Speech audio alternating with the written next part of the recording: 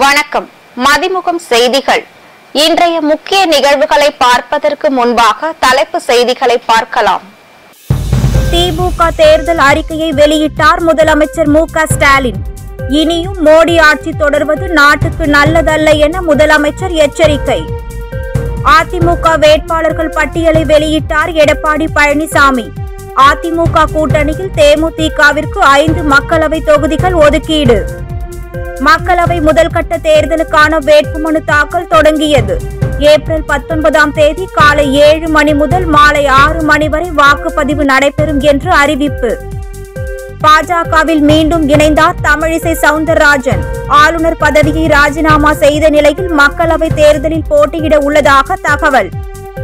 மத்தியில் ஆட்சி ஏமாற்றம் வேண்டும், ஜிஎஸ்டி குழப்பம் சரி செய்யப்படும் என்று கனிமொழி எம்பி பேட்டி.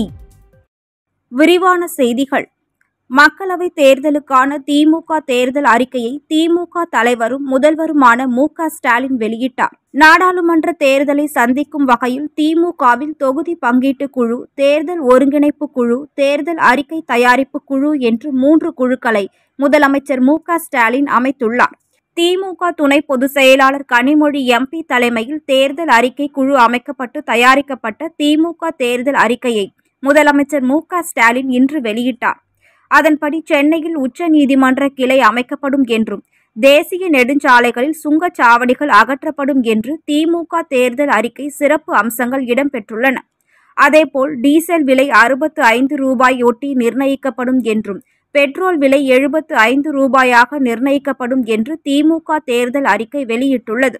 வங்கிகளில் குறைந்தபட்ச தொகை இல்லாமல் வாடிக்கையாளர்களுக்கு விதிக்கப்படும் அபராதம் முற்றிலும் நீக்கப்படும் என்றும், மாணவர்களுக்கான கல்வி கடன் நீக்கப்படும் என்றும் அறிவிக்கப்பட்டுள்ளது. மகளிர் சுய உதவி குழுவினருக்கு 10 லட்சம் வரை வட்டியில்லா கடன் வழங்கப்படும் என்றும், மாநிலங்கள் சுயாட்சி பெற சட்ட திருத்தம் கொண்டுவரப்படும் என்று திமுக தேர்தல் அறிக்கை வெளியிட்டுள்ளது. சமையல் சிலிண்டர் விலை 500 ரூபாயாக நிர்ணயிக்கப்படும் என்று திமுக தேர்தல் அறிக்கையில் முக்கிய அம்சங்களை முதலமைச்சர் மு.க.ஸ்டாலின் இன்று அறிவித்தார். நிகழ்வில் பேசிய முதலமைச்சர், இது திமுகவின் தேர்தல் அறிக்கை மட்டுமல்ல, தமிழ்நாட்டு மக்களின் தேர்தல் அறிக்கை என தெரிவித்தார். இந்தியாவை எல்லா வகையிலும் பாஜக அரசு மிக மோசமாக பாழ்படுத்தியதாக குறிப்பிட்ட முதலமைச்சர், கொடுத்த வாக்குறுதிகள் எதையும் பாஜக அரசு நிறைவேற்றவில்லை என்று தெரிவித்தார். தமிழகத்தில் இருக்கக்கூடிய பல்வேறு தரப்பினரை சந்திச்சு அவங்களோட கருத்துக்களை எல்லாம் முழுமையாக கேட்டறிந்து அதையெல்லாம் செயல்படுத்தக்கூடிய திட்டங்களாக மாற்றி தலைமை கழகத்திடம் ஒப்படைச்சிருக்காங்க. எனவே இது திராவிட முன்னேற்ற கழகத்துடைய தேர்தல் அறிக்கை மட்டும் இல்லை, தமிழ்நாட்டு மக்களுடைய தேர்தல் அறிக்கையாக அமைந்திருக்கு. 2014ஆம் ஆண்டு ஆட்சிக்கு வந்த பாசிச பாஜக இந்தியாவை எல்லா வகையிலும் மிக மோசமாக பாழ்படுத்திடுச்சு. கொடுத்த வாக்குறுதிகள் எதையும் பிரதமர் நரேந்திர மோடி தலைமையிலான அரசு நிறைவேற்றல. தனது கையில் கிடைத்த அதிகாரத்தை பாஜக அரசு வீணடித்து விட்டதாக தெரிவித்த அவர், இனியும் மோடி ஆட்சி தொடர்வது நாட்டுக்கு நல்லதல்ல என்று எச்சரித்தார். இந்தியாவில் இருந்த கட்டமைப்புக்கு எல்லாத்தையும் சிறுக சிறுக சிதைச்சிட்டாங்க. தன்னுடைய கையில் கிடைச்ச அதிகாரத்தை பாஜக அரசு வீணடித்து விட்டது என்பதுதான் உண்மை. இனியும் மோடி ஆட்சி தொடர்வது நாட்டுக்கு நல்லதல்ல. நாட்டின் மீது கொண்ட அக்கறையால் பாஜக ஆட்சியை அகற்றியாகணும் என்பதற்கு இந்தியா கூட்டணியை இந்தியா முழுமைக்கும் அமைச்சிருக்கும்.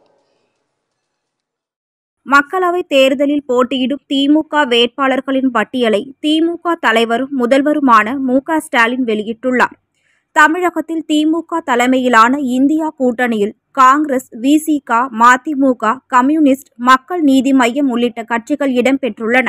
இந்நிலையில் மக்களவை தேர்தலில் 21 தொகுதிகளில் போட்டியிடும் திமுக வேட்பாளர்கள் பட்டியலை சென்னை அண்ணா அறிவாலயத்தில் முதலமைச்சர் மு.க.ஸ்டாலின் இன்று வெளியிட்டார். அதன்படி மத்திய சென்னையில் தயாநிதி மாறன், வட சென்னையில் கலாநிதி, தென் சென்னையில் தமிழச்சி தங்கபாண்டியன் போட்டியிடுகின்றனர். அதேபோல் ஸ்ரீபெரும்புதூரில் டி.ஆர். பாலு, அரக்கோணத்தில் ஜெகத் ரட்சகன், வேலூரில் கதிரானந்த், திருவண்ணாமலையில் அண்ணாதுரை, சேலத்தில் செல்வ கணபதி, ஈரோட்டில் ரமேஷ் போட்டியிடுகின்றனர். தஞ்சையில் முரசொலி, தேனியில் தங்க தமிழ்ச்செல்வன், தென்காசியில் ராணியும் திமுக சார்பில் போட்டியிடுகின்றனர். தர்மபுரியில் மணி, ஆரணியில் தரணிவேந்தன், கள்ளக்குறிச்சியில் மலையரசன், சேலத்தில் செல்வ கணபதி, ஈரோட்டில் KE பிரகாஷ், கோவையில் கணபதி ராஜ்குமார், பொள்ளாச்சியில் ஈஸ்வரசாமி, பெரம்பலூரில் அருண் நேரு உள்ளிட்டோர் போட்டியிடுகின்றனர். இம்முறை வெளியான திமுக வேட்பாளர்கள் பட்டியலில் 11 புதியவர்கள், 3 பெண்கள், 2 முனைவர்கள் இடம்பெற்றுள்ளனர். தர்மபுரி, கள்ளக்குறிச்சி தொகுதிகளில் திமுக வேட்பாளர்கள் மாற்றம் செய்யப்பட்ட நிலையில் செந்தில்குமார் உள்ளிட்ட திமுக எம்பிகளுக்கு சீட் மறுக்கப்பட்டதாக கூறப்படுகிறது. மக்களவை தேர்தலில் அதிமுக சார்பில் போட்டியிடும் வேட்பாளர்கள் பட்டியலை பொதுச் செயலாளர் எடப்பாடி பழனிசாமி வெளியிட்டுள்ளார். சென்னை ராயப்பேட்டையில் உள்ள அதிமுக கட்சி அலுவலகத்தில் மக்களவை தேர்தலில் போட்டியிடும் 16 வேட்பாளர்கள் அடங்கிய முதற்கட்ட அக்கட்சியின் பொதுச் செயலாளர் எடப்பாடி பழனிசாமி பட்டியலை வெளியிட்டுள்ளார். அதன்படி சென்னை வடக்கில் ரா மனோகரும், சென்னை தெற்கில் ஜெயவர்தனும், காஞ்சிபுரத்தில் ராஜசேகரும், அரக்கோணத்தில் AL விஜயனும், கிருஷ்ணகிரியில் V ஜெயபிரகாஷும் அதிமுக சார்பில் போட்டியிடுகின்றனர். ஆரணியில் GV கஜேந்திரனும், விழுப்புரத்தில் J பாக்கியராஜும், சேலத்தில் P விக்னேஷும், நாமக்கலில் S தமிழ்மணியும், ஈரோட்டில் ஆற்றல் அசோக்குமாரும் போட்டியிடுகின்றனர். மேலும் நாகப்பட்டினத்தில் கர்சித் சங்கர், மதுரையில் சரவணன், தேனியில் நாராயணசாமி, ராமநாதபுரத்தில் ஜெயபெருமாள் போட்டியிடுகின்றனர். வேட்பாளர்களின் பட்டியலை வெளியிட்ட பின் செய்தியாளர்களிடம் பேசிய எடப்பாடி பழனிசாமி, மக்களவை தேர்தலை ஒட்டி அதிமுக கூட்டணியில் உள்ள தேமுதிகவிற்கு 5 இடங்கள் வழங்கப்படும் என்று அறிவித்தார். மேலும் புதிய தமிழகம் SDBIக்கு தலா 1 தொகுதி ஒதுக்கீடு செய்யப்பட்டுள்ளதாக அறிவித்துள்ளார். தொடர்ந்து பேசிய அவர், அதிமுகவிற்கு செல்வாக்கு அதிகரித்துள்ளதால் வரும் தேர்தலில் தங்கள் கூட்டணி அமோக வெற்றி பெறும் என நம்பிக்கை தெரிவித்தார். கூட்டணியை நம்பி அதிமுக இல்லை என குறிப்பிட்ட அவர், யார் வந்தாலும் வரவேற்பதாக தெரிவித்துள்ளார். தேமுதிக சார்பில் விருதுநகர் தொகுதியில் போட்டியிட விஜயபிரபாகரன் விருப்பம் தெரிவித்த விருப்ப மனு வழங்கியுள்ளார். தேமுதிக சார்பில் மக்களவை தேர்தலில் போட்டியிட விரும்புவோர் விருப்ப மனு அளிக்கலாம் என அறிவிக்கப்பட்டுள்ளது. அதன்படி முதல் நாளான நேற்று விஜயகாந்த் நினைவிடத்தில் வைத்து விருப்ப மனுக்களை வழங்கிவிட்டு கட்சியினரிடம் பொதுச் செயலாளர் பிரேமலதா விஜயகாந்த் வழங்கினார். இந்நிலையில் மக்களவை தேர்தலில் தேமுதிக சார்பில் விருதுநகர் தொகுதியில் போட்டியிடுவதற்காக விஜயகாந்த் மகன் விஜயபிரபாகரன் விருப்ப மனு தாக்கல் செய்துள்ளார். விருப்ப மனுவை தேமுதிக பொதுச் செயலாளர் பிரேமலதாவிடம் விஜயபிரபாகரன் வழங்கினார். முன்னதாக அதிமுக கூட்டணியில் போட்டியிடும் தேமுதிகவிற்கு 5 இடங்கள் ஒதுக்கப்பட்டுள்ளது. தேமுதிகவிற்கு விருதுநகர், கள்ளக்குறிச்சி, கடலூர், திருச்சி, மத்திய சென்னை தொகுதிகளை அதிமுக தலைமை ஒதுக்கியிருக்கிறது. இதனை அடுத்து அதிமுக தேமுதிக இடையே இன்று மாலை கூட்டணி ஒப்பந்தம் கையெழுத்தாக உள்ளது. இந்நிலையில் தேமுதிக சார்பில் விருதுநகர் தொகுதியில் போட்டியிட விஜயபிரபாகரன் விருப்பம் தெரிவித்த விருப்ப மனு வழங்கியுள்ளார். தெலுங்கானா ஆளுநர் மற்றும் புதுச்சேரி துணைநிலை ஆளுநர் பதவிகளில் ராஜினாமா செய்த தமிழிசை சவுந்தரராஜன் 2 நாட்களுக்கு பிறகு மீண்டும் பாஜகவில் இணைந்தார். தெலுங்கானா மற்றும் புதுவை மாநில ஆளுநராக இருந்த தமிழிசை சவுந்தரராஜன் தனது பதவியை ராஜினாமா செய்த நிலையில் இன்று அவர் சென்னையில் உள்ள பாஜக தலைமை அலுவலகமான கமலாயம் வந்த நிலையில் அவருக்கு தொண்டர்கள் உற்சாக வரவேற்பு அளித்தனர். தமிழக பாஜக தலைவர் அண்ணாமலை, ஒன்றிய அமைச்சர் கிஷன் ரெட்டி, எல் முருகன் மற்றும் மூத்த நிர்வாகிகள் அவரை வரவேற்றனர். பின்னர் கட்சியில் இணைவதற்கான உறுப்பினர் படிவத்தை பூர்த்தி செய்து கொடுத்த தமிழிசை சவுந்தரராஜனுக்கு கட்சியின் உறுப்பினர் அட்டையை அண்ணாமலை வழங்கினார். இதனை அடுத்து தமிழிசை சவுந்தரராஜன் 2 நாட்களுக்கு பிறகு மீண்டும் பாஜகவில் இணைந்தார். தமிழ்நாட்டில் ஏப்ரல் 19ஆம் தேதி காலை 7 மணி முதல் மாலை 6 மணி வரை வாக்குப்பதிவு நடைபெற உள்ளதாக அறிவிக்கப்பட்டுள்ளது. நாடாளுமன்ற தேர்தல் அட்டவணையை கடந்த சனிக்கிழமை இந்திய தலைமை தேர்தல் ஆணையர் ராஜீவ்குமார் வெளியிட்டார். மொத்தம் 7 கட்டங்களாக வாக்குப்பதிவு நடத்தப்படும் என்றும் ஜூன் 4ஆம் தேதி வாக்கு எண்ணிக்கை நடக்கும் என்றும் தெரிவித்தார். தமிழ்நாட்டை பொறுத்தவரை ஏப்ரல் 19ஆம் தேதி ஒரே கட்டமாக தேர்தல் நடைபெறும் என அறிவிக்கப்பட்டது. அதற்கான முதல் வேட்புமனு தாக்கல் தொடங்கிய நிலையில் வேட்பாளருடன் 5 நபர்கள் மட்டுமே வரவேண்டும் என்று வரும் 27ஆம் தேதி வரை வேட்புமனு தாக்கல் செய்யலாம் எனவும் அறிவிக்கப்பட்டுள்ளது. 28ஆம் தேதி வேட்புமனுக்கள் மறுபரிசீலனை செய்யப்பட உள்ள நிலையில் 30ஆம் தேதி வேட்பு மனுக்களை திரும்ப பெற கடைசி நாள் என்று தெரிவிக்கப்பட்டுள்ளது. இந்நிலையில் ஏப்ரல் 19ஆம் தேதி தமிழ்நாடு, புதுச்சேரி காலை 7 மணி முதல் மாலை 6 மணி வரை வாக்குப்பதிவு நடைபெற உள்ளதாக அறிவிக்கப்பட்டுள்ளது. மணிப்பூர், மேகாலயா மற்றும் நாகாலாந்து ஆகிய மாநிலங்களில் காலை 7 மணி முதல் மாலை 4 மணி வரை வாக்குப்பதிவு செய்யப்பட்டுள்ளது. சத்தீஸ்கர், மகாராஷ்டிரா ஆகிய மாநிலங்களின் ஒரு சில தொகுதிகளில் வாக்குப்பதிவு 3 மணியுடன் நிறைவடைய உள்ளதாக அறிவிக்கப்பட்டுள்ளது.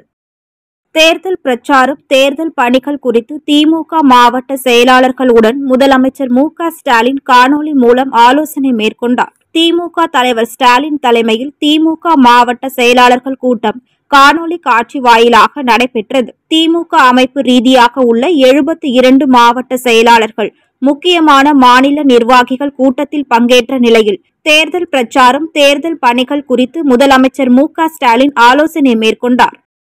மத்தியில் ஆட்சி மாற்றம் வேண்டும் என தூத்துக்குடி திமுக வேட்பாளர் கனிமொழி எம்பி தெரிவித்துள்ளார். சென்னையில் செய்தியாளர்களை சந்தித்த அவர் ஜிஎஸ்டி குழப்பம் சரி செய்யப்படும் என்று தெரிவித்தார். மாநிலங்களுக்கு எதிரான சட்டங்கள் சீர் செய்யப்படும் என்றும் அவர் உறுதியளித்தார்.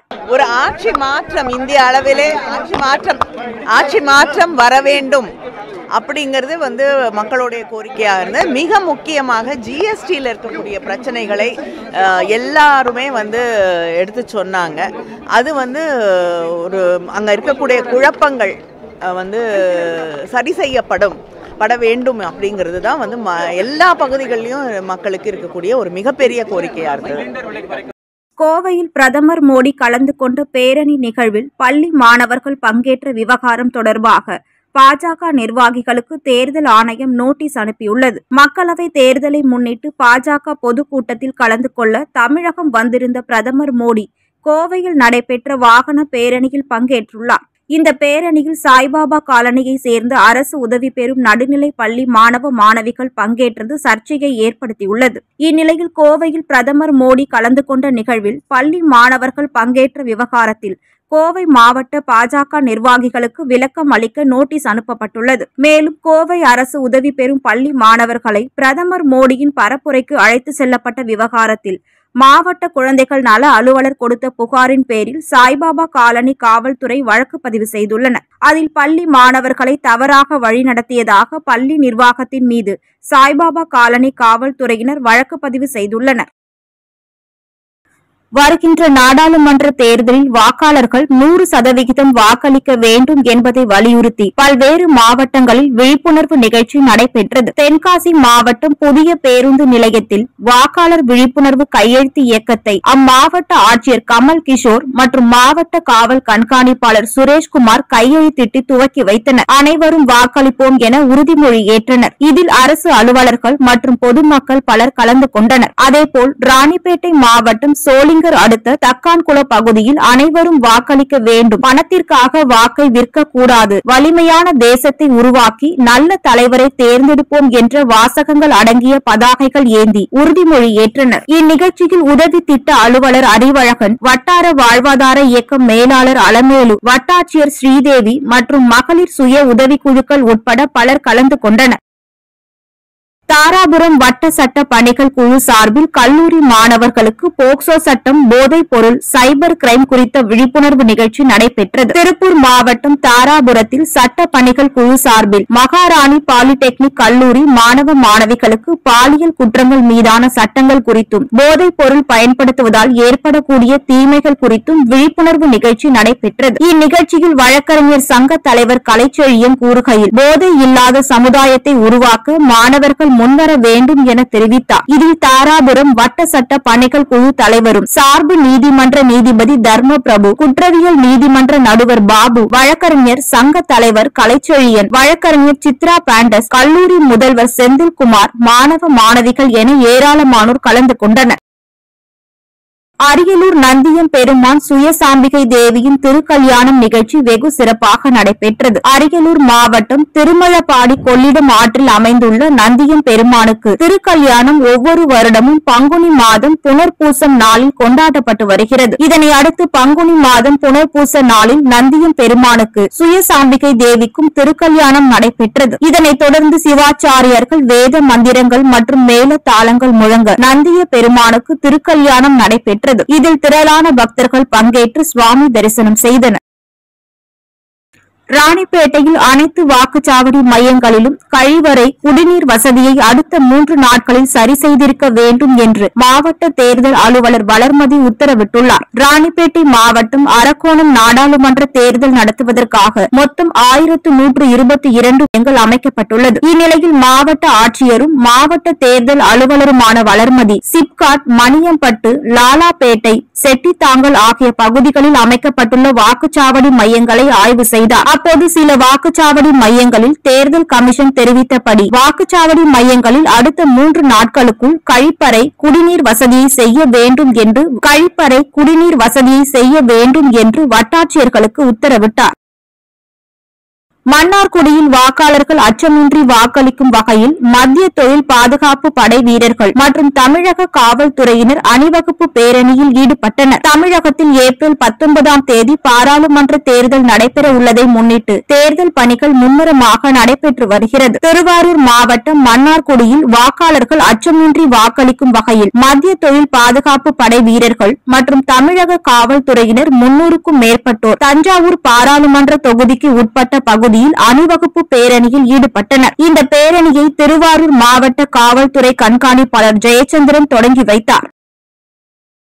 கொடைக்கானலில் குடிநீர் முறையாக சுத்திகரிக்கப்படுவதில்லை என்று பொதுமக்கள் குற்றச்சாட்டு வைத்துள்ளனர். திண்டுக்கல் மாவட்டம் கொடைக்கானலில் உள்ள அப்சர்வேட்டரி குடிநீர் தேக்கத்தில் இருந்து அப்பகுதியினருக்கு குடிநீர் விநியோகம் செய்யப்பட்டு வருகிறது. நகராட்சி சார்பாக தட்டுப்பாட்டை நீக்கும் வகையில் பல்வேறு ஏற்பாடுகளும் செய்து வரும் நிலையில் அப்சர்வேட்டரி குடிநீர் முறையாக சுத்திகரிக்கப்படுவதில்லை என பொதுமக்கள் குற்றம் சாட்டியுள்ளனர். குடிநீர் முழுமையாக சுத்திகரிப்பு செய்யப்படாத காரணத்தினால் நீரில் துர்நாற்றம் வீசியும் கலப்படமாக வருவதால் நோய் தொற்று ஏற்படும் அபாயம் அதிகரித்திருப்பதாக பொதுமக்கள் வருத்தம் தெரிவித்துள்ளனர். எனவே குடிநீரை முறையாக சுத்திகரிப்பு செய்து விநியோகம் செய்ய வேண்டும் எனவும் பொதுமக்கள் கோரிக்கை விடுத்துள்ளனர்.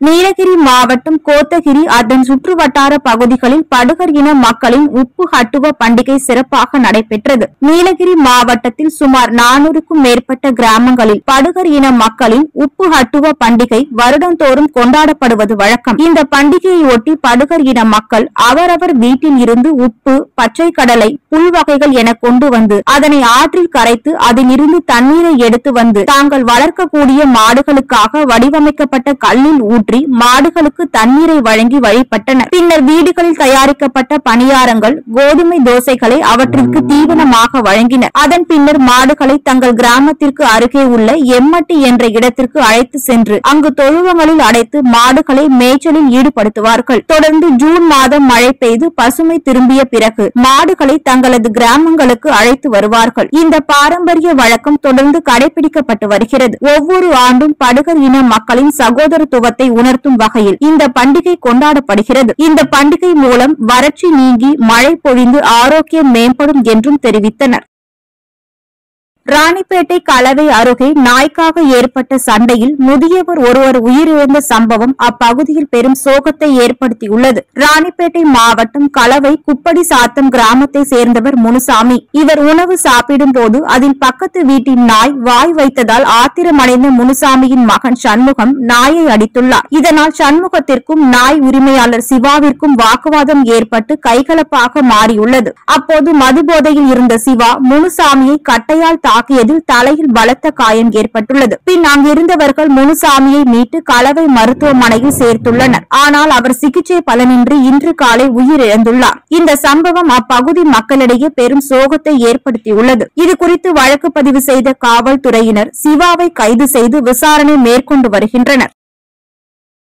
வாலாஜா அருள்மிகு ஸ்ரீ ஏகாம்பரநாதர் திருக்கோவிலில் காமாட்சி அம்பாள் ஏகாம்பரநாதர் சுவாமிகளின் திருக்கல்யாண பிரம்ம உற்சவ விழாவில் திரளான பொதுமக்கள் பங்கேற்று சுவாமி தரிசனம் செய்தனர். ராணிப்பேட்டை மாவட்டம் வாலாஜா பூக்காரா வீதியில் மிகவும் பிரசித்தி பெற்ற அருள்மிகு ஸ்ரீ காமாட்சி அம்பாள் சமேத ஏகாம்பரநாதர் திருக்கோவிலில் ஆண்டுதோறும் பங்குனி மாதம் பிரம்ம உற்சவ தேர் திருவிழா நடைபெறுவது வழக்கம். அதன்படி இந்த ஆண்டும் கடந்த 15ஆம் தேதி கொடியேற்றத்துடன் தொடங்கி 10 நாட்கள் பல்வேறு அலங்காரங்கள் ஆலயங்களில் சுவாமிகளுக்கு சிறப்பு பூஜைகள் மற்றும் திருவீதி உலா நடைபெற்று வந்தது. அதனைத் தொடர்ந்து கோவில் அருகே அமைந்துள்ள பிரம்மாண்டமான மணிமண்டபத்தில் காமாட்சி மற்றும் ஏகாம்பரநாதர் உற்சவ சுவாமிகளுக்கு தங்க ஆபரணங்களால் அலங்காரம் செய்யப்பட்டு மங்கள வாத்தியங்கள் முழங்க திருக்கல்யாணம் கோலாகலமாக நடைபெற்றது. இந்த திருக்கல்யாண நிகழ்வில் ஏராளமான பொதுமக்கள் கலந்து கொண்டு சுவாமி தரிசனம் செய்தனர்.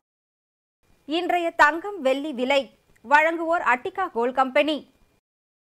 சென்னையில் 22 கேரட் ஆபரண தங்கத்தின் விலை கிராமிற்கு 5 ரூபாய் உயர்ந்து 1 கிராம் தங்கத்தின் விலை 6140 ரூபாய்க்கு விற்பனை செய்யப்படுகிறது. மேலும் சவரனுக்கு 40 ரூபாய் உயர்ந்து 1 சவரன் 49,120 ரூபாய்க்கு விற்பனை செய்யப்படுகிறது. வெள்ளியின் விலையும் கிராமிற்கு 30 காசுகள் குறைந்து 1 கிராம் வெள்ளியின் விலை 80 ரூபாய்க்கும் 1 கிலோ வெள்ளியின் விலை 80,000 ரூபாய்க்கும் விற்பனை செய்யப்படுகிறது.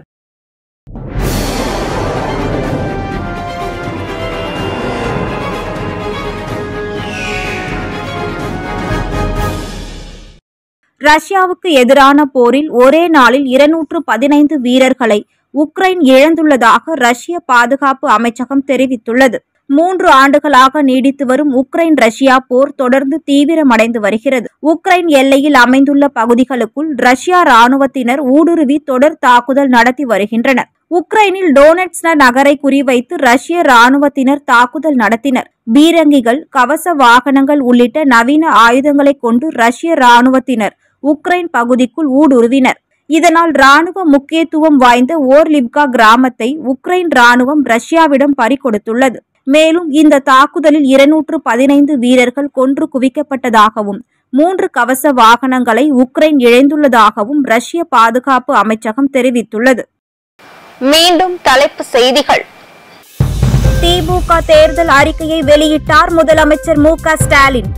இனியும் மோடி ஆட்சி தொடர்வது நாட்டுக்கு நல்லதல்ல என முதலமைச்சர் எச்சரிக்கை. அதிமுக வேட்பாளர்கள் பட்டியலை வெளியிட்டார் எடப்பாடி பழனிசாமி. அதிமுக கூட்டணியில் தேமுதிகவிற்கு 5 மக்களவை தொகுதிகள் ஒதுக்கீடு. மக்களவை முதல்கட்ட தேர்தலுக்கான வேட்புமனு தாக்கல் தொடங்கியது. ஏப்ரல் 19ஆம் தேதி காலை 7 மணி முதல் மாலை 6 மணி வரை வாக்குப்பதிவு நடைபெறும் என்று அறிவிப்பு. பாஜகவில் மீண்டும் இணைந்தார் தமிழிசை சவுந்தரராஜன். ஆளுநர் பதவியை ராஜினாமா செய்த நிலையில் மக்களவை தேர்தலில் போட்டியிட உள்ளதாக தகவல். மத்தியில் ஆட்சி ஏமாற்றம் வேண்டும், ஜிஎஸ்டி குழப்பம் சரி செய்யப்படும் என்று கனிமொழி எம்பி பேட்டி. இத்துடன் செய்திகள் நிறைவடைந்தன. மீண்டும் செய்திகள் இரவு 8 மணிக்கு. மேலும் செய்திகளை தெரிந்து கொள்ள மதிமுகம் பிரைம் யூடியூப் தளத்தில் இணைந்திருங்கள்.